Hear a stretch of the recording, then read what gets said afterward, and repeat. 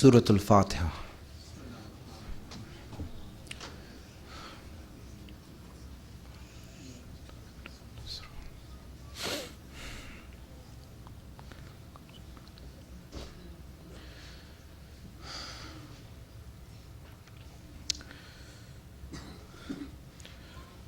Hasbunallahu wa ni'mal wakeel, ni'mal mawla wa ni'mal nasir. A'udhu billahi minash shaitanir la'inir rajim. Bismillahir rahmanir rahim. Alhamdulillahi rabbil alameen. Wassalatu wassalamu ala ashrafil anbiya wal mursaleen. Sayyidina wa Maulana Abil Qasim Muhammad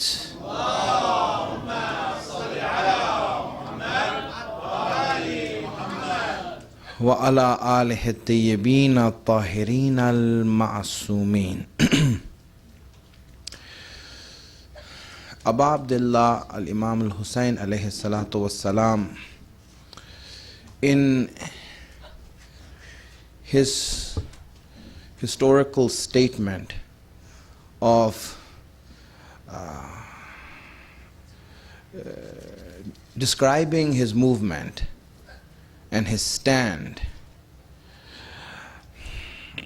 said, إنما خرجت لطلب الإصلاح في أمة جدي وأريد أن آمر بالمعروف وأنهى عن المنكر وأسير بسيرة جدي وأبي علي ابن أبي طالب.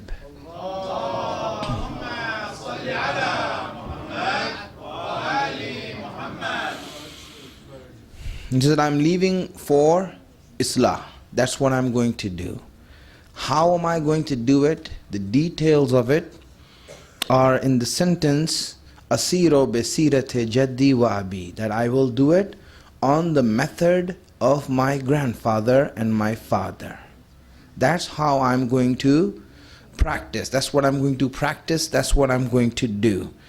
And this statement of Imam Hussein alayhi salam is pointing us towards the sirat of the Prophet, towards the practice and the way of life of Rasulullah. That's what it is emphasizing, that's what it is stressing. Now obviously, it is obvious for us, when we look at Imam Hussein, obviously he's going to do what the Prophet did. He's going to do what his father Imam Ali did. Is he going to act any way differently than the Prophet and the Imams? Is he going to choose a different path than the Prophet and the Imams? Of course not. In our ideology and our belief, we believe that kulluhum nurun wahid, that all of them are one light. They all learn from the same source, they all feed from the same source, and they all have the same practice. But the other people don't know this. The other Muslims don't know this. I mean, we believe this, right? Because we are Shia, we believe that all the Imams are the same. If Imam Hussein was in the place of Imam Ali, he would have done the same as Imam Ali did. If Imam Ali was in the place of Imam Hussein, he would have done the same thing as Imam Hussein did. That is obviously what we believe in, and we understood that. That is our ideology, right? That is our ideology. But other Muslims, they don't know that. They don't understand Imams that way. In fact, the Shias also did not understand the Imams that way. So when you see the Shias at the time of Imam Hassan and Imam Hussein, they would go to Imam Hassan, they would ask him to do something. If Imam Hassan would not agree, they would go to Imam Hussein and see if he would do it, thinking that Imam Hussein would be different than Imam Hassan. Right? I mean, nowadays you see the same thing that people do with mujtahid and ulama. Is music halal? Then they ask the next one, is music halal? They are waiting for someone to say yes. Right? They thought the Imams are the same way. They thought that everyone was acting according to his own judgment, according to his own standard, criteria, and everyone has a different opinion. That's what they thought of the Imams. Even the Shias at that time, I'm saying. So, when Imam Hussein mentioned this statement, it was making it clear that my movement, my stand, my method, my practice will not be different than my grandfather or my father. This is to reassure the people who haven't understood imamat yet, who haven't understood ismat yet, to know that we are all the same. We are all the same. And I'm practicing according to the practice of my grand. This itself is showing that the people did not believe that then. You understand that? The people did not believe it then. Imam Hussein rejected this notion and said, no, we're all the same. Salawat ala Muhammad wa ali Muhammad.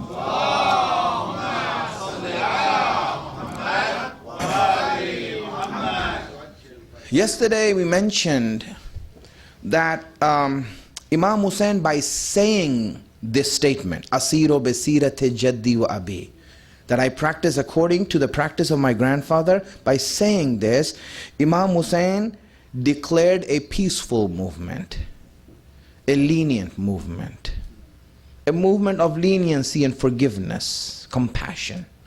That's what he declared.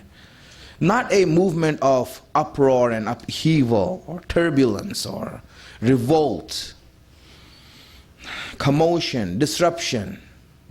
That's not what he wanted. By saying this, he's saying, listen, what I'm going to do with you, you don't have to be afraid of this. I'm going to be very peaceful. This is going to be a very peaceful movement. It's going to be a very gentle movement. I'm rising up, but this rising up is not out of anger. This rising up is out of care and love. This is what it's about. And by saying this, he also clearly mentioned to his followers, to his Shias, who could understand. You see, a lot of Shias didn't understand this. By saying this, what he was alluding to, and this is something I want you all to understand, and we'll go on from here. He was alluding to this fact here that, listen, by following the path of my father and grandfather, I'm going to put myself in a vulnerable situation. I'm going to put my life at risk. I'm going to put my family at risk. I'm going to have myself surrounded by scumbags and lowlifes who will take advantage of my gentleness. I'm going to risk my life, and I'm going to put my life at this place. This is what I'm trying to get across to you by saying, just like the Prophet did it, just like my father did it, I'm going to do the same thing. Are you ready to come forward to defend me? Do you understand what I'm saying? Why did he do that? Why did he make his movement based on this leniency? He could have been harsher and he could have gotten more people. He could have built a better army, a stronger army, a bigger army. Mark my words. Not a better one, but a bigger one. He could have built it. But why did he not do it? My friends, he said, Asiro besirat jaddi. He says, look at the sirat of my grandfather. Every victory that the Prophet has won in his life, every time he won in his life was through his compassion, not through his anger. Every victory of Islam came through compassion and mercy and forgiveness and leniency. Every victory came through that. And you see that this victories of Islam that came through that, this is why I am also traveling on this path. So victory for Islam will be gained through this forgiveness and leniency that I am going to show. This is the sirat of the Prophet. Really? This is the sirat of the Prophet. And this is the reason why the Prophet was called naive. This is the reason why the Prophet was called naive. He's simple-minded. He's everyone's fool. Maazallah. Allah says this in the Quran. He quotes them in the Quran. Right? He says, مِنْهُمُ الَّذِينَ يُؤْذُونَ النَّبِيِّ. That there are those people amongst them who they bother the Prophet. They bother him, they vex him, they annoy him. وَيَقُولُونَ هُوَ أُذُنٌ. Udhunun, when you read the translation of the Quran in English, it's like, again, those translators don't understand what the meaning of udhunun is.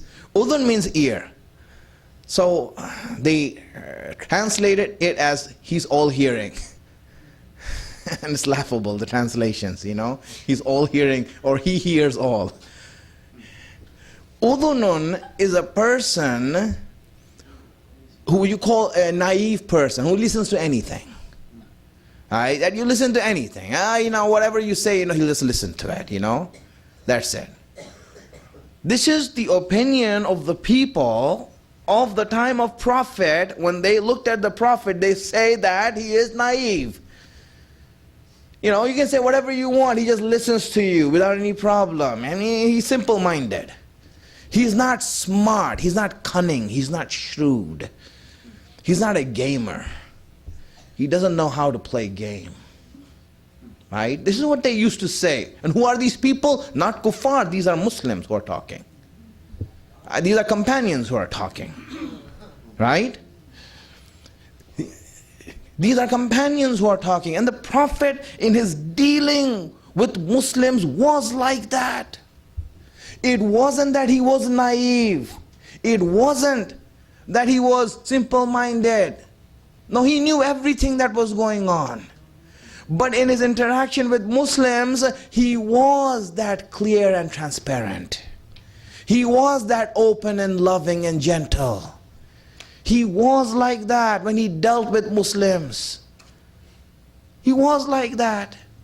He wouldn't be very, he would always try to do what? Try to give the positive view. Do husnul zan. Give the benefit of the doubt.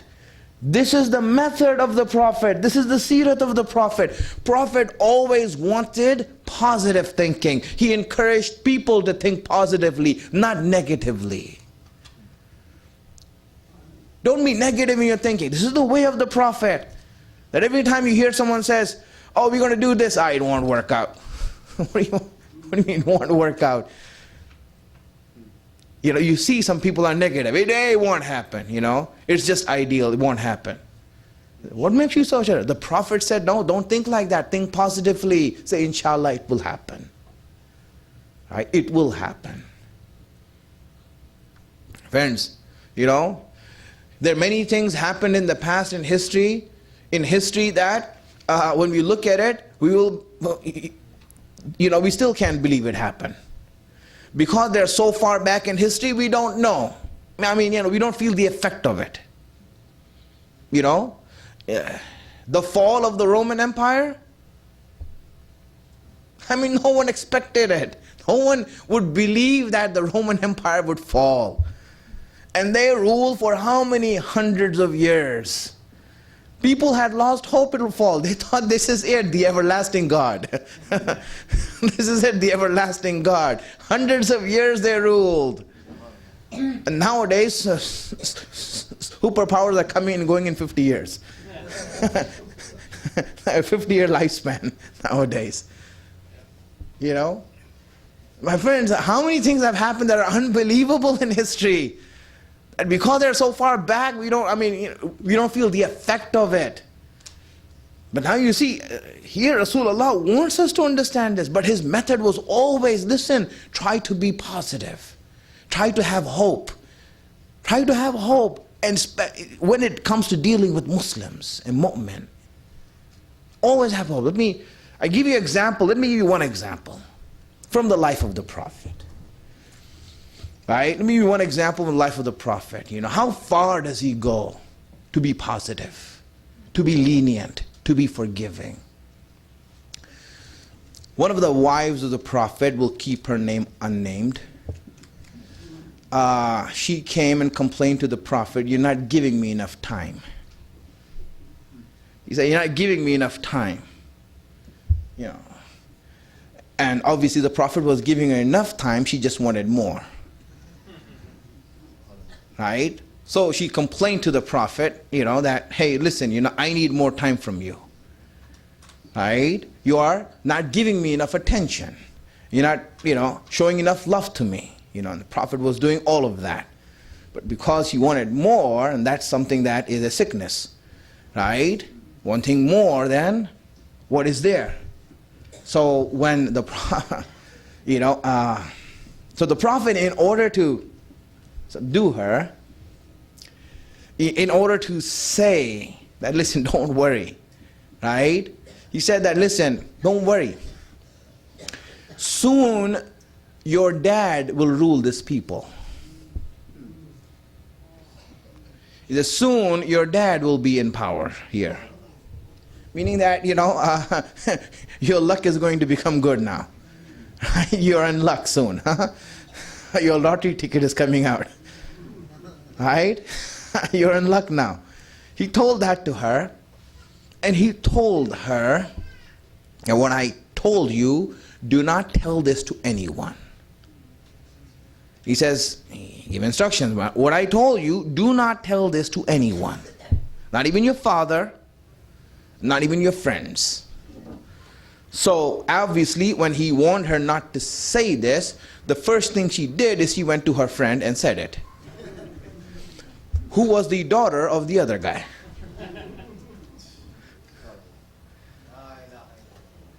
And she was a daughter of the other guy. She told her that, listen, this is what I heard, that my father is going to be in charge soon. That he will be ruling soon. Right? So then what happened is that when she heard that, then after the warning, don't tell their fathers, they went to their fathers and told them. And said that, listen, this is what we heard from the Prophet, that he said that you are going to be in charge. And you'll be this. Now, because those two were already pre-planning to take over, their guilty conscience said that, hey, our plan is exposed. He knows about what we are doing. You see, they thought that, listen, he knows the future. They're not thinking about that.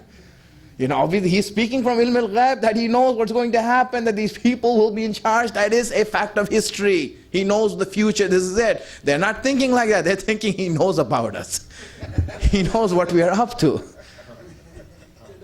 Right? He knows what we are up to, right? So then what happened is that these two, because they thought that they were exposed and they didn't want to be exposed in front of others, they made a plan to assassinate the Prophet. They made a plan to assassinate the Prophet, and the plan was made on the way to Tabuk, the war of Tabuk. And when this plan was made on the way to Tabuk, Allah informed the Prophet of their plan through Jibreel. Prophet knew about this. He increased his guards, his security around him. The plan was foiled. And they were exposed to the Prophet. The people, obviously, this is someone who's trying to assassinate your leader, right? They are trying to take over and do a coup, right? They are obviously doing every crime in the book that you can do against any government, right? So now the people who believe in that government, the Muslims, have the right to know these people, so that they can bring them and make them face their crime. They have the right to do that. They came to the Prophet and said, Ya Rasulullah, tell us their names. Tell us who they are so we can bring them to justice. These people who have planned this out for you. These people who have done this thing to you. And against the Muslims. Against the will of the Muslims. Who are these people who did this? Let us know. But the Prophet, till the end of his life, never exposed them. He says, no, I do not want to expose them. I don't want to take their names. I don't want to bring them out. I don't want to put them down. My friends, understand this, the seerat of Rasulullah, what it is. How far do you go in forgiveness? How far do you go? Such people who are with the Prophet, and you see the Prophet is so lenient with them that he doesn't want them to be exposed for the crimes they have attempted to do. This is Rasulullah. This is the seerat of the Prophet. Salawat ala Muhammad wa ala.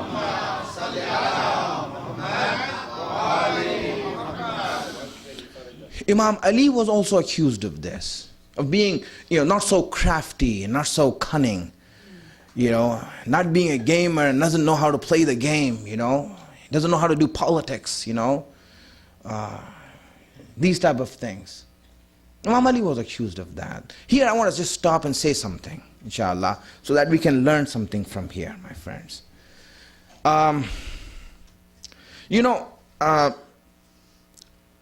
The statement I want to make is this. When you deal with Muslims, when you deal with a mu'min, you will see that trickery and cunning and trying to outsmart a Muslim or defraud him, you will see will not bring you any good results. Think about it in your life. In your life, have you ever tried to outsmart a Muslim or a mu'min? Try to take advantage of him, trying to do something to him, to take something away from him. And see, did you get any profit from it, or was it there just loss? This is the reality. Trickery and cunning against Muslims and not being transparent and loving and gentle and open with them doesn't get you any positive results. It doesn't get you any results of such type. With believers, if you try to outsmart them, you will only lose. Obviously, Allah is protecting them. Right? A mu'min trying to outsmart another mu'min and trying to take something from him, defraud him, trying to take advantage of him, this doesn't work. Yes, a mu'min, it is in hadith that al-mu'min qayyas. A mu'min is smart. He's very smart, street smart and cunning. But that street smart and cunning is in different situations, not applied to when you deal with a mu'min, with a Muslim. Not when in dealing with a Muslim. He is smart, but that smartness is used somewhere else. His protection is not from his smartness. It is from the protection that Allah affords him. That tawfiq is different. There's a different tawfiq that when you deal with a Muslim, that when you are trying to interact with a Muslim and you see that you want to outsmart him, you will see you will only lose. You will only use. But, you say, you hear these things from people. But Maulana, you see that if we don't try to protect ourselves, if we don't play smart, they'll take advantage of us. These Muslims, you don't know them nowadays. These Muslims, you don't know them nowadays. No, we know them very well. They're the same as the time of the Prophet. The same as the time of the Prophet. They took advantage of the Prophet. They took advantage of Imam Ali. Right? They took advantage. Who are you? That they shouldn't take advantage of you. Who are you? Why is your interaction different with them? No, we can't be like that. These people, they'll take, they'll trick us and defraud us and this and that. My friends, listen, what did Rasulullah went through at the hands of these people? Because of the same leniency he afforded to them. Because of the leniency he gave them. Because of this attitude he had with them. That's why it was. Imam Ali was kept aside for how many years? What kind of people did they have around them? I remember, when the Islamic Revolution happened, right? And we saw the pictures, of the early revolution, this and that, are completely different than what you see right now, the people in charge and who are there, this and that. At the early revolution, you saw these pictures, and we used to wonder, I used to wonder especially, that all these people who were with Imam Khomeini were clean-shaved, clean-shaved, handsome guys, all around Imam Khomeini, this and that. And when I went to Iran and this and that, I asked him, who are these people around him, this and that? And he said, listen, most of them have been executed for crimes and being criminals. So I was like wondering, what kind of people were with Imam Khomeini? Then I understood that, listen, when I looked at the seerah of the Prophet, I said the Prophet had the same seerah. What kind of characters were around the Prophet? What kind of characters were around the Prophet? What kind of jokers were around the Prophet? And the Prophet used to tolerate them. His tolerance level was that he tolerated such people around them. Imam Ali, what kind of people were around Imam Ali? I'll just, as an example, let me give you an example, right? Like for example, you can say a person like Ashas ibn Qais. Ashas ibn Qais. Right? Let me just briefly tell you his life story. Right? Let me just briefly tell you his life story. This person worked with Imam Ali. He was in the army of Imam Ali. He was his advisor. He was one of the commanders in his army. This is a person who worked with Imam Ali. Then after that, he joined the Khawarij against Imam Ali. Right? He joined the Khawarij against Imam Ali. After the Khawarij, he joined Imam Hassan and became a part of his forces. Imam Hassan. Then after that, he became one of the people who wrote the letters from Kufa to Imam Hussein to come to Kufa. Right? He wrote a letter to Imam Hussein. He says he's one of the inviters of Imam Hussein to Kufa. And then after inviting him, he became, and he joined the forces of Umar ibn Saad in killing Imam Hussein. This is, look at it. He joined forces with Umar ibn Saad to kill Imam Hussein. And after Imam Hussein died, he joined forces with Mukhtar to take the revenge of Imam Hussein.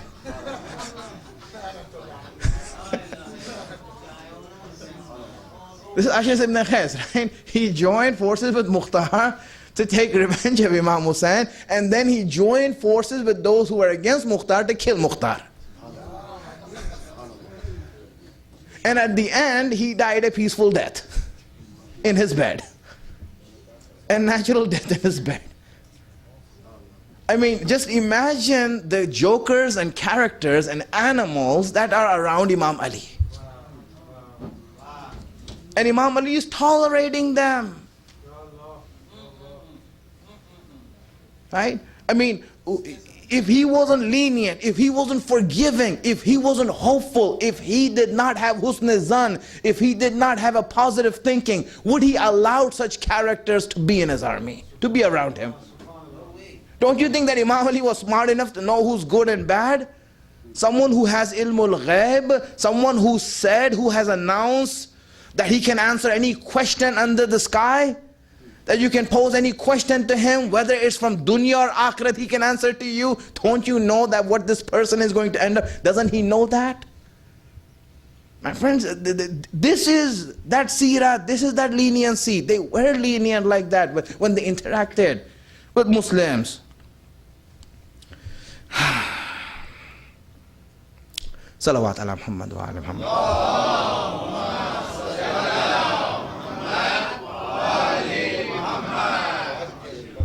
They accused Imam Ali that he wasn't fast. He should have ran for the government. When others were running for it and when others were trying to vie for it, he should have, also vied for the government. Why didn't he run when the others ran? I mean, he could have gotten something also. Right? He could have gotten something also. Well, here's the thing, man. Just an example I will give briefly. We have a lot to discuss. Just an example I will give briefly. Today's a weekend, so I'm going to stretch this for about 10-15 minutes more. Right? Send a loud salawats.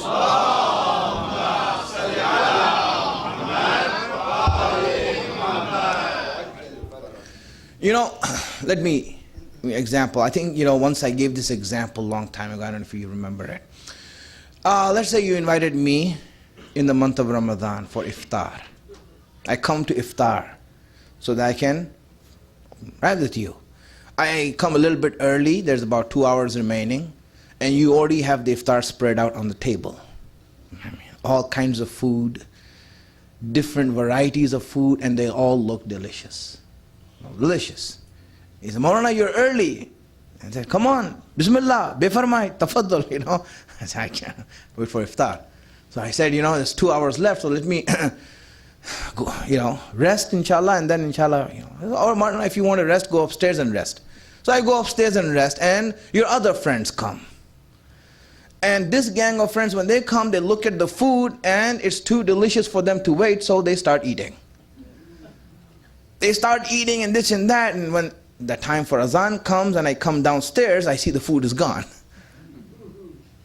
And so now, I say, where's the food? He says, Maulana, you should have come down earlier. When everyone was eating, you should have come down at that time. You would have got some also. He said, but wait a minute, I couldn't come down at that time. What was stopping you from coming down? There's something called Shariat. There's something that is called values. There's something that is called Islamic law that was preventing me for doing that. You see, if you ask Imam Ali, why didn't you come when everyone came and were trying to grab power? Imam Ali said that it was Rasulullah's dead body on the ground. His respect, his honor, my values, Islamic values that were preventing me. That's why I didn't come down. That's why I wasn't there to get it. What do you think? If I broke Islam, yes, I would get it. The issue for us is now this, my friends. The question is this. Is our job defending our values or defending our power? Again, understand this. This is very important. What are we here for? Are we here to defend our values, or are we here to defend government and power? That I want my government, I want my seat, I want my position on the BOD. And then at the end what happens? At the expense of what? At the expense of values? At the expense of your deen? At the expense of your Shariat? Is this what? My friends, this is what the Imams were about. They were about values. They were about Shariat. They were about right and wrong. They were not about power. They're not. That's why they did not go there. That's why you see they were so lenient. They didn't care about this power. And that's why the people thought they were naive. Oh, they're naive.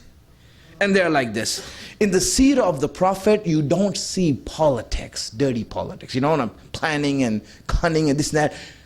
And this game playing and trying to put down others, trying to defraud others. You don't see that. When? This is important now. When he interacted with Muslims. When he interacted with believers. Even when he interacted with those munafiq who haven't been exposed yet.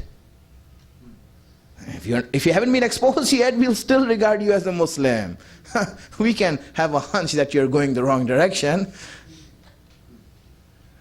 We can have a doubt where you're going, but we will still regard you as a Muslim and deal with you as a Muslim and be gentle and lenient with you. This is the seerah of the Prophet. As long as he's dealing with believers and Muslims, he was lenient. Not when he was dealing with kuffar. Not when he was dealing with enemies. Not when he was dealing with zalimeen. When he dealt with zalimeen, yes, then you see how cunning Rasulullah was. Then you see what a strategist Rasulullah was. Then you see how he made them run around his fingers and pull wool over their eyes and make them run for their money. Now you see how Rasulullah was in dealing with kuffar. When he dealt with kuffar, it was a whole different ball game. It was nothing like, for example, you can easily take care of him and that's it.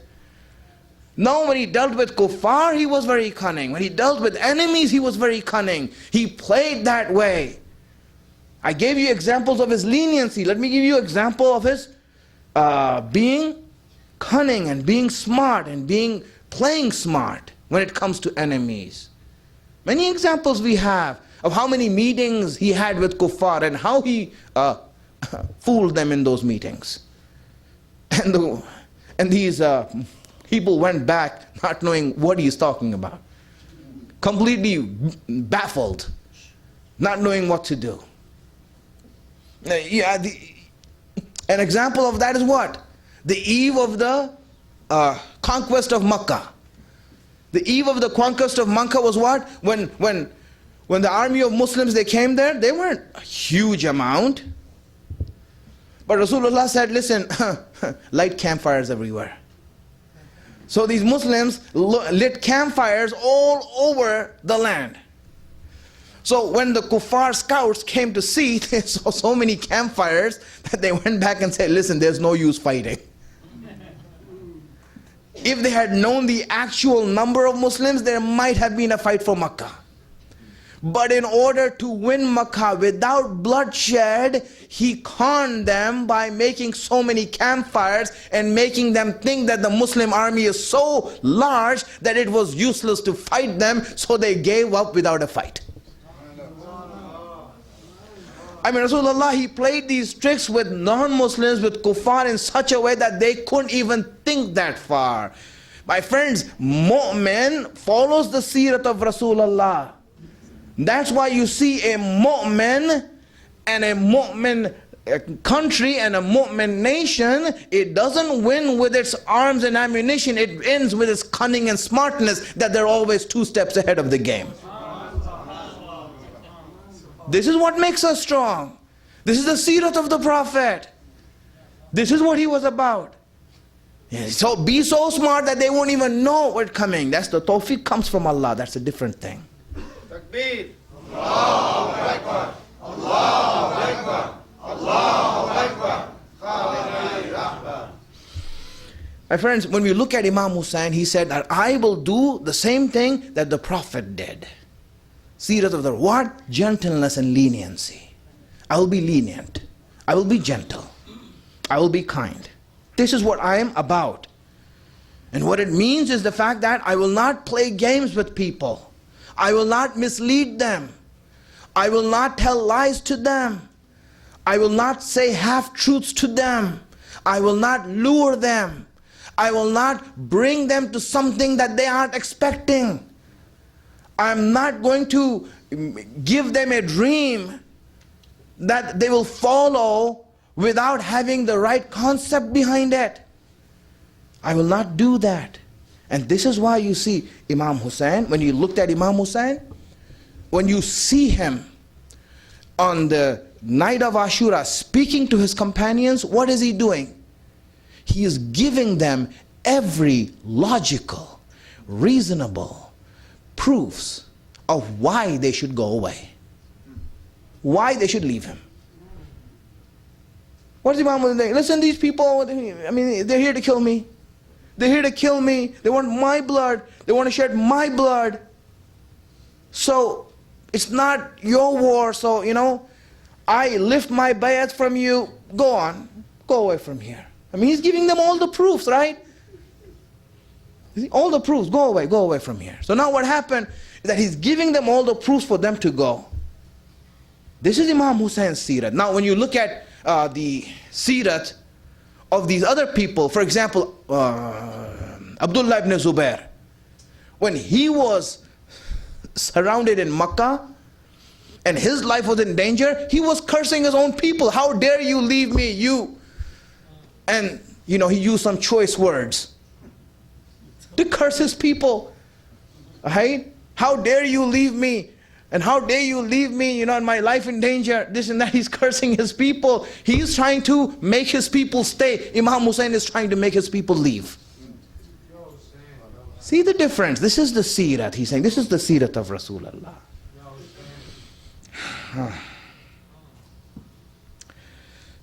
Obviously here, just want to say 1 or 2 more things, inshallah we'll go from there. Salawat ala Muhammad wa ala Muhammad.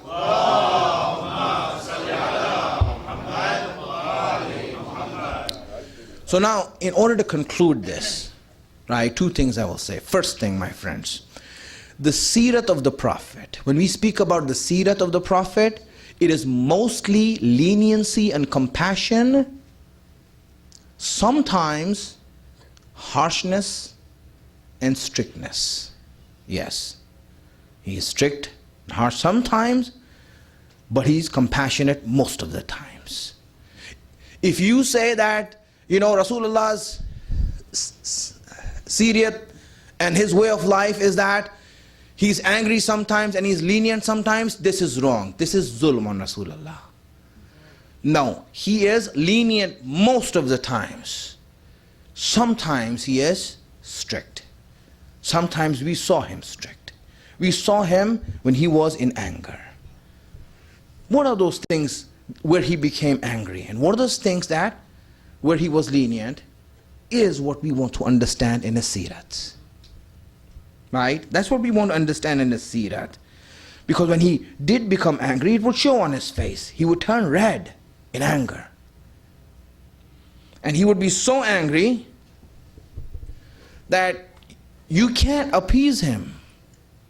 Now, you can't go and tell him that, hey, Rasulullah, have a drink of water, calm down. Because Rasulullah did not get angry ever in his whole life. We never have an example where he ever got angry on personal issues. Never in his life did he get angry on personal issues or a personal agenda or someone that did something to him.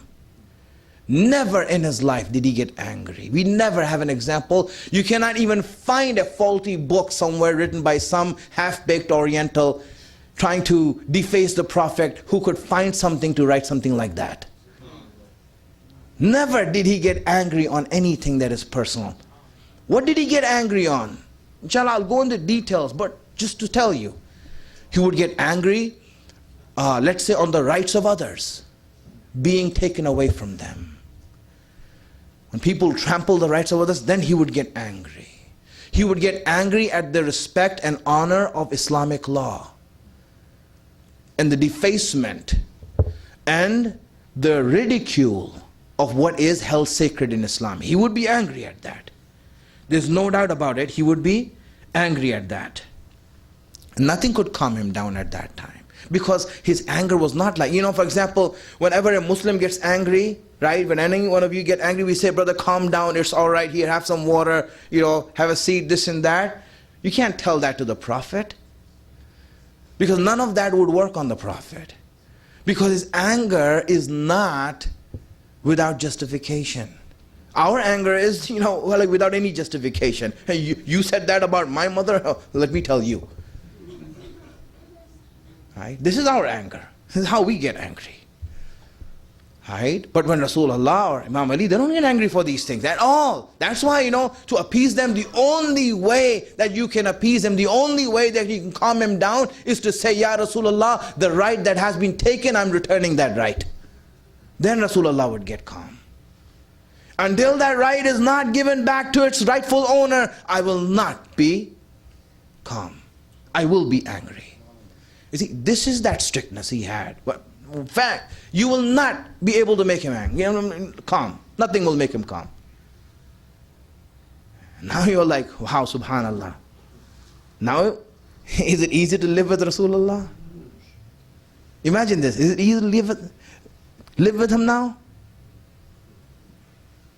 If you see someone's right is being taken away, he will not be calm. He will be angry until that right is given back. So now, if you are with him, you will have to work with him to give that right back. We ignore the right, Astaghfirullah, this brother shouldn't have done it. Let's have a meal. Let's have some ice cream. Calm down. Right? This is what we do. Brothers, this is why. Understand this.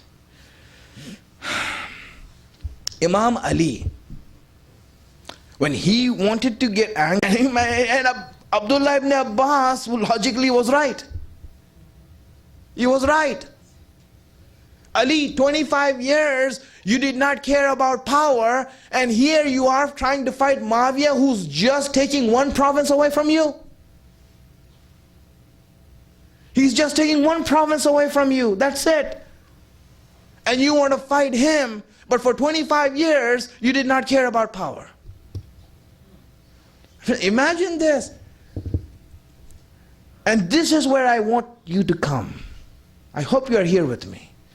You know what I want you to understand is this, my friends. There are two places where the Masoom, whether it is the Prophet or the Imams, there are two places where they have never been understood. They have never been understood in these two places, even by their closest companions. They haven't been understood in these two places. One is in their leniency and forgiveness. Two is in their harshness and strictness. You see this? This is a place where the Imams are left alone. No Shias are there to understand what the Imams are going through. Shias have never understood this. When the Imams are either lenient and they're showing their leniency, and like everyone is complaining, why are you doing this? Why are you doing this? Imam Ali, when he made a treaty with Muawiyah, Malik Ashtar is doubting him. Malik is saying, Maula, why are you doing this treaty? I cannot understand this.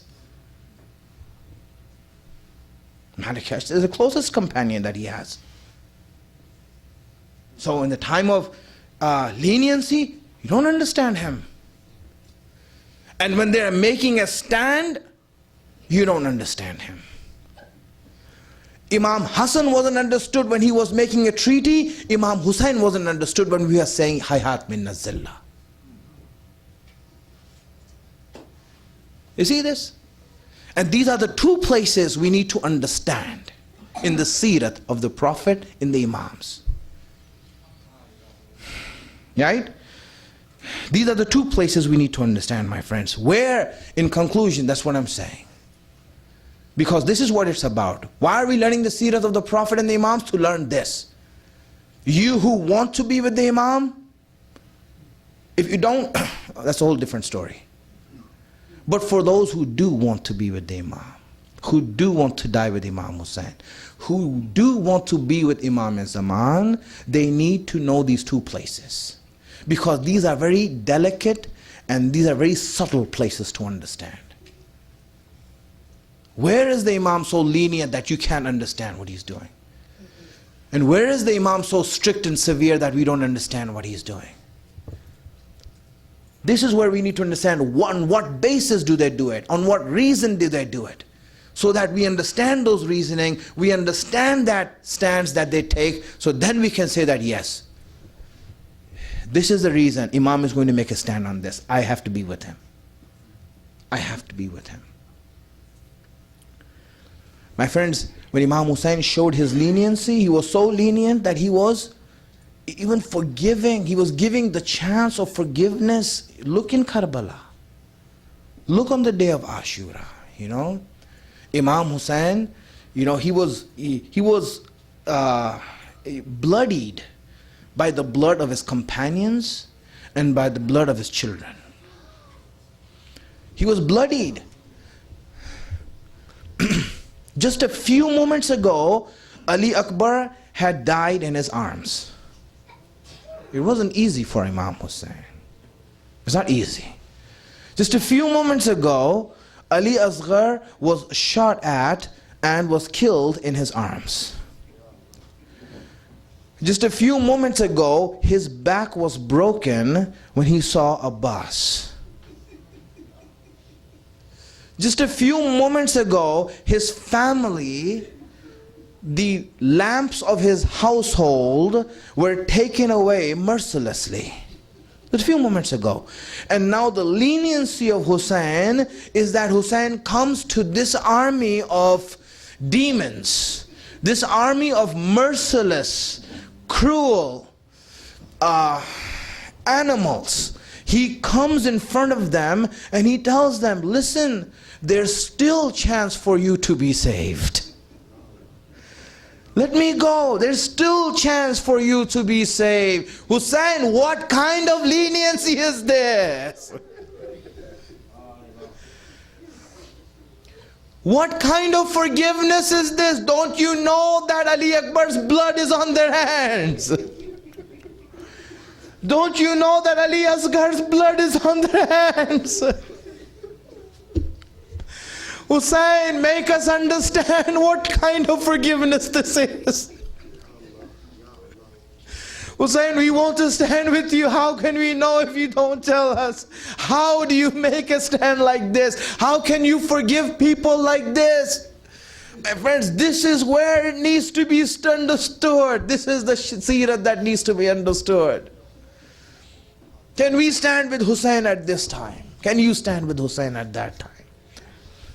You know, when he makes a stand, can you understand the stubbornness of that stand? Not because I'm stubborn, because it is the truth. It is what is right.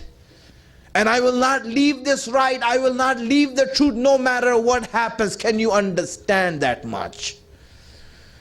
No, in order to understand, you truly have to be free.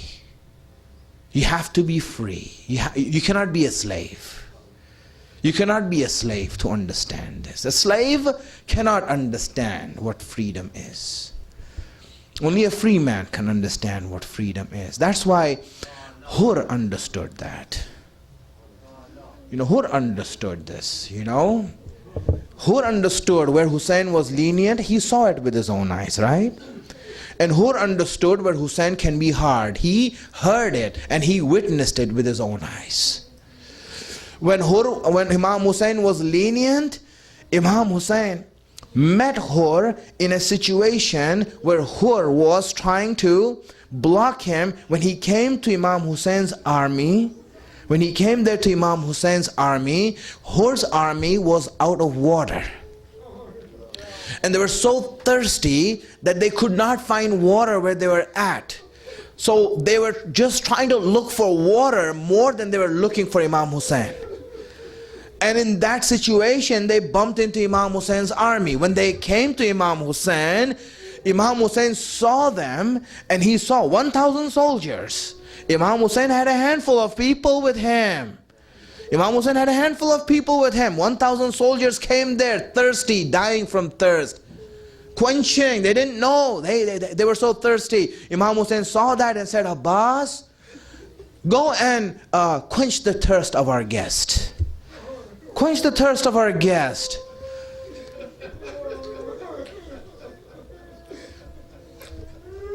Hur drank the water of Imam Hussein. My friends, you know, back home in the Shia world, you know, for Imam Hussein, we make a sabil of water. And people give water in the name of Imam Hussein, right? And people drink this water for tabarruk, so that they can be blessed, that some guidance can come in their heart, that their heart can be inclined towards Imam Hussein, that they can, you know, fall in love, more in love with Imam Hussein. Hussein, I'm drinking the water in your name, Hussein. Bless me. Allah bless me because I've drank the water in the name of Hussein.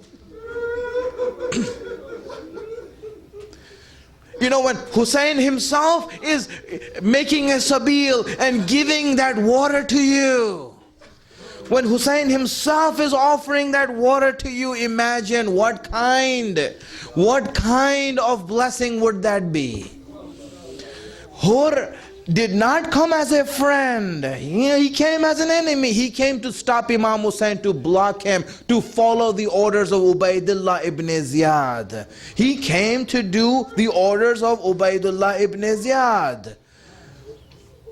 He came forward. He saw the gentleness and the kindness of Hussein. He saw the gentleness and the kindness of Hussein. The love that Hussein gave. You know, it is said that when Imam Hussein gave water to them, he told Abbas that, Abbas, give them so much water that they don't feel thirsty anymore. That they should not feel thirsty. They should be satisfied. Make them satisfied, Abbas. Make them satisfied. Abbas said to everyone, give them water. He made all of Bani Hashim work.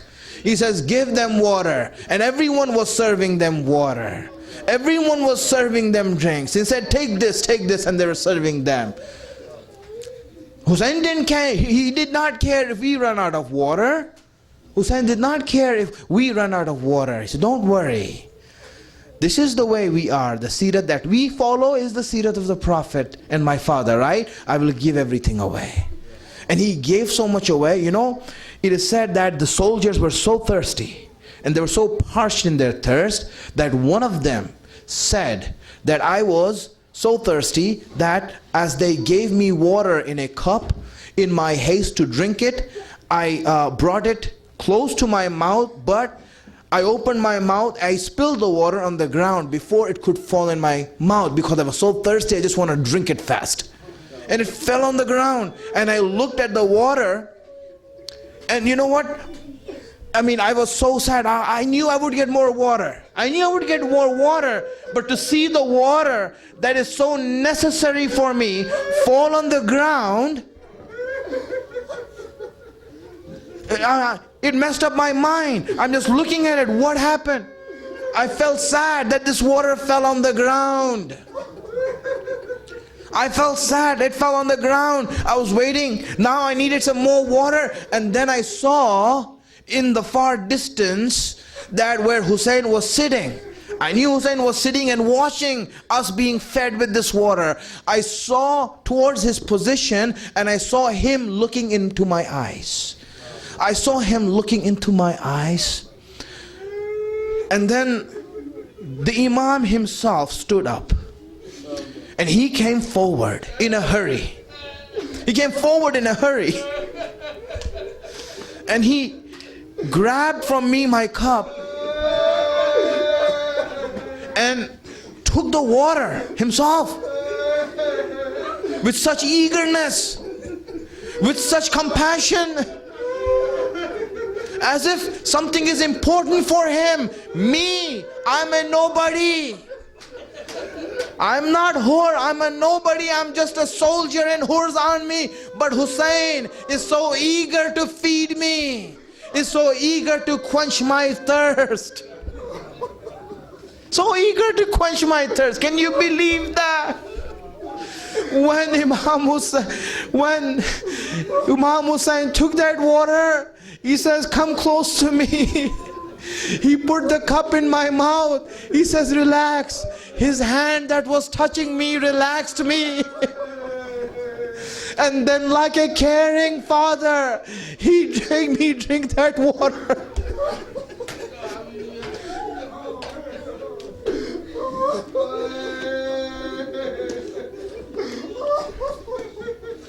Imam, so much love, so much gentleness. This is, my friend, this is the Sirat, right? This is the Sirat when he's lenient. Now the same Hur, when Imam Hussein said, Hur, let me go, Hur said, I cannot let you go. I can't let you go. Imam Hussein, when he saw that, he was being stopped and that he was under the control of someone else, this was something that he cannot tolerate. That Allah has given me the right over this earth. I can make the earth move from left to right. Allah has given me that authority. Hur, how dare you stop me? May your mother cry over your debts. Hur, when he heard these words from Hussein, now he saw the harshness of Hussein, how strict Hussein is, that Hussein will not come under anyone, no matter what happens. He will not come under anyone's authority. When he heard this from Hussein, Hur, maybe this was Imam Hussein's way of bringing something out of Hur. He says, Hur, think about it. I am talking about your mother. Hur was one step close to saying something. Then he stopped. Something came over his mind. Something came over his mind. He said, Hussein, you can speak about my mother. Hussein, I cannot speak about your mother. I cannot speak about your mother, Hussein.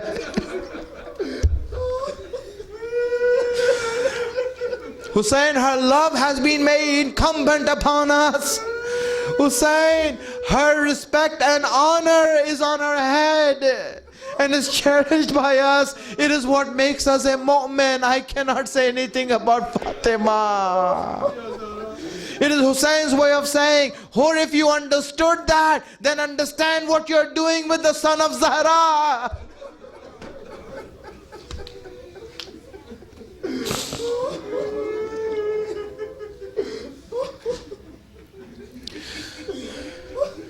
May Allah, may Allah give you ajr. May Allah give you ajr, you know. You know, each of these shaheed that we remember, this is a light. They are a light, a nur that enlightens us, right? They really, you know, whenever we study anyone, whether it's Burair, whether it's Saeed, whether it's Muslim ibn Awsaja, anyone that we try to remember, we see that this is a light for us, and this love that we have for Hussein just increases. It increases for them also. This is what we, you know, when we truly try to understand them, this is something that we get to. And I just pray, you know, let us just make this dua as we are reading this, that, Ya Allah, you know, we come to the door of Ahlul Bayt. You have asked us to come towards it. We are here at the door of Ahlul Bayt. This is the house of the Imam. We are sitting in the house of the Imam. We are at the door of Hussein.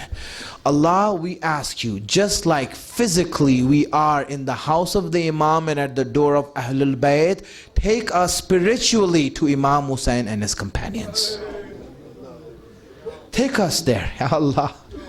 What they are thinking, let us have those same thoughts.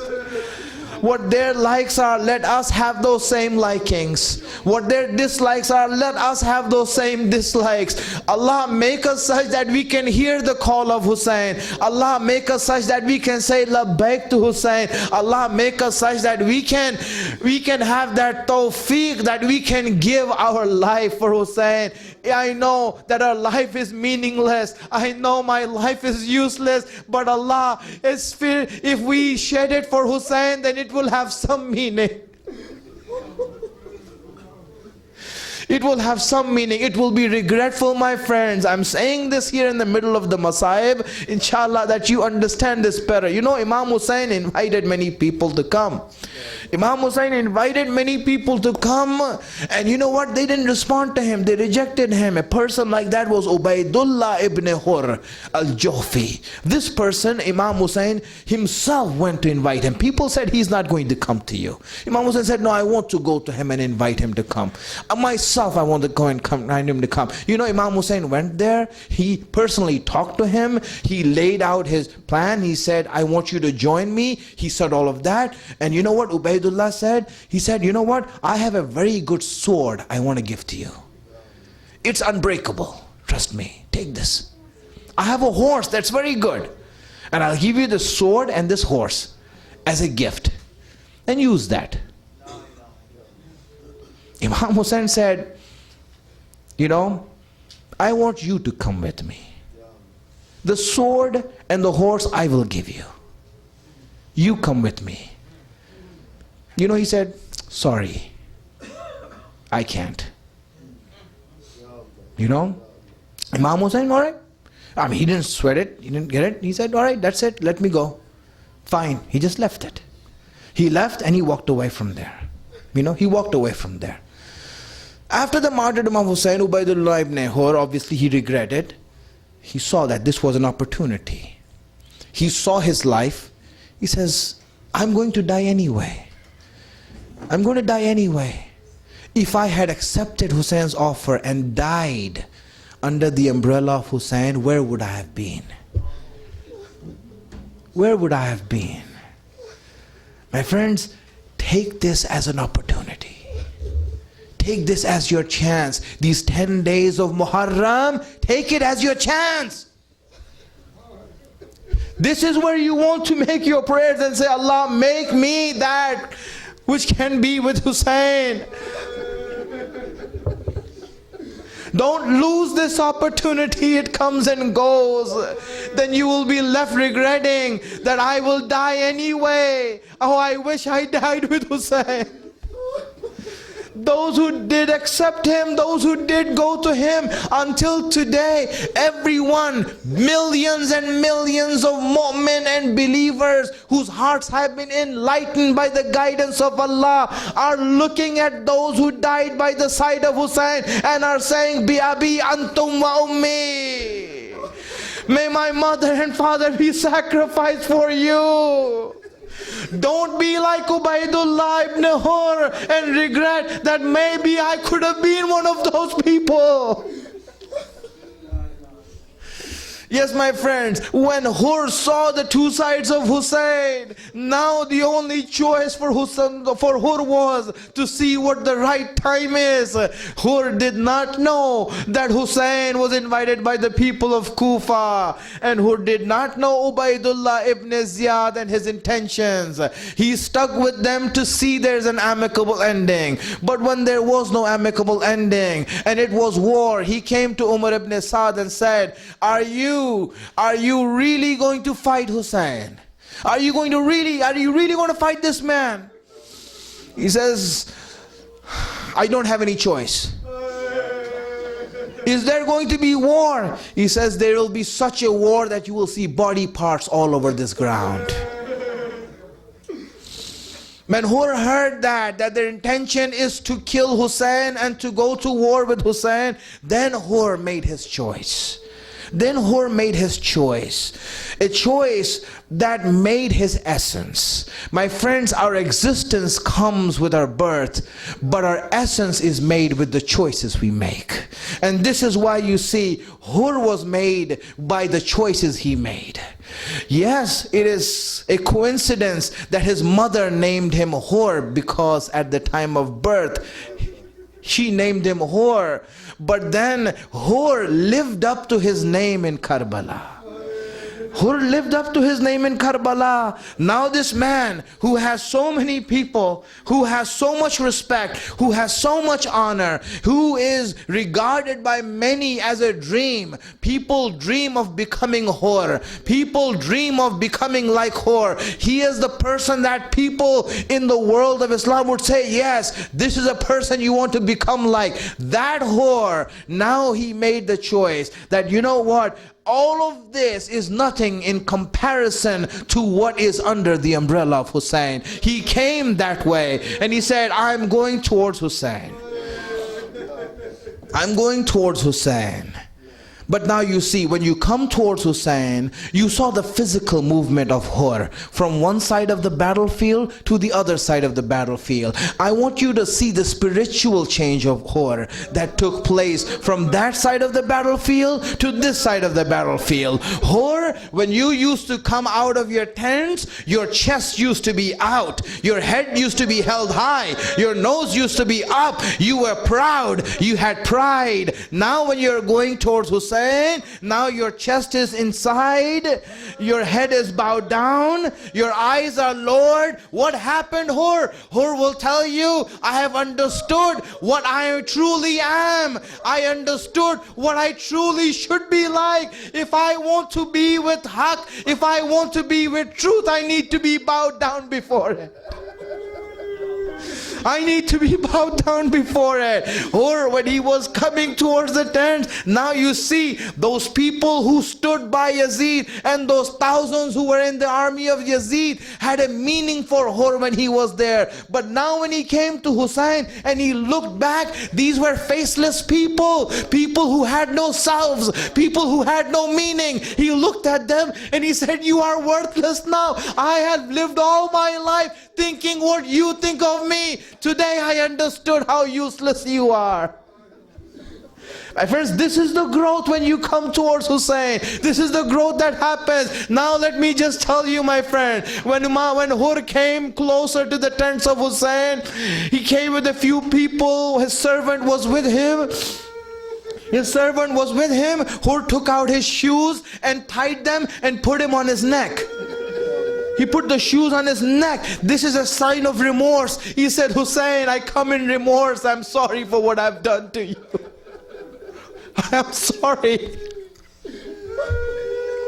I come apologizing. I come asking for forgiveness. This is how I come towards my Imam. I ask him, forgive me for all the shortcomings. Forgive me for all the wrongs. Forgive me for all the bads.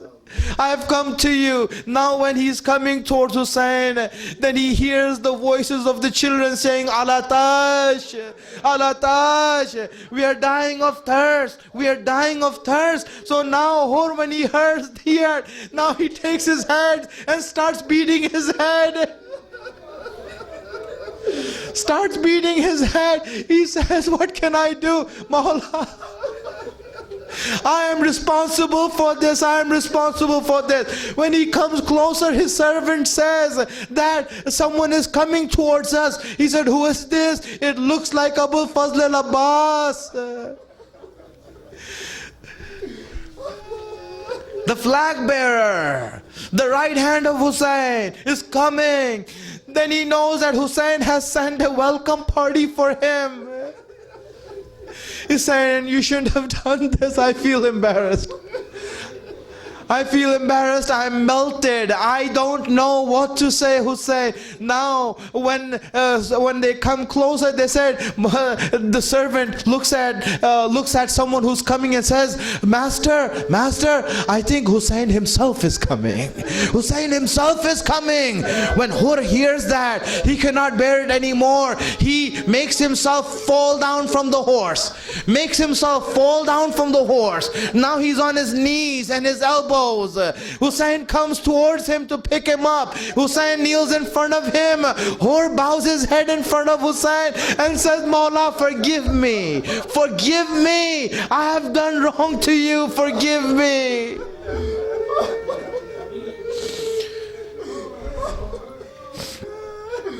Imam Hussein says, Hur, I have forgiven you and Allah has forgiven you, Hur.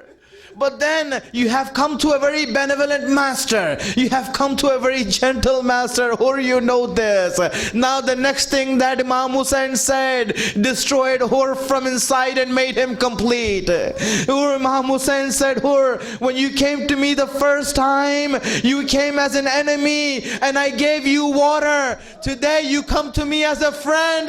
Hur, I am not in a position to give you water even today, Hur. I am sorry. When Imam Hussein said that, Hur was melted from the inside. He says, don't do this anymore. I can't take this anymore. The only way I can take this is to go and give my life for you. Let me give my life for you. And then when Hur was given the permission to go to the battle, it is said he had a son. He sent his son out to the battlefield. His son went out who was young, and Hur's son fought. Hur wanted him to fight for Hussein. He says, son, I always ask you to fight for batil. I want you to taste how does it feel to fight for the truth. When he went inside there and he fought there and he fell down, he called out to his father. His father went running there, and when Hur reached there, he saw Imam Hussein holding his son in his lap and said, Hur, do not come here. I will take care of him. You won't be able to bear to see your son like this. You cannot see your son like this. Let me take care of him. I will look after him. Hur looked at Hussein and said, might have said, Hussein, you have taken care of my son, but who will be there when Ali Akbar will fall? Who will be there to stop you from seeing what Ali Akbar is going through?